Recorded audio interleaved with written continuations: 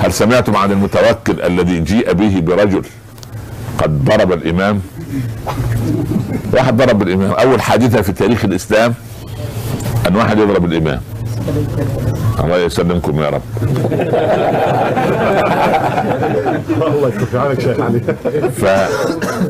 فقال المتوكل: إما أن تخبرني لما تضرب الإمام وإلا أوجعتك ضربا أمام الناس. قال له: يا أمير المؤمنين، كنت على سفر وخرجت خارج البادية، خلاص فإذا بصلاة الفجر، صلاة الفجر، فدخلت في الصلاة فصلى الإمام وبدأ بالبقرة في أول ركعة حتى أنهاها.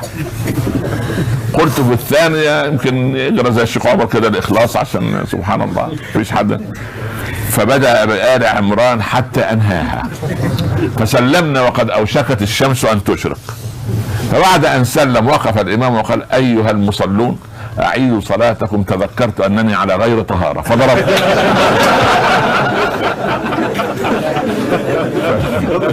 فأمير المؤمنين قال: أنا يعني سبحان الله لو كنت معك لضربت.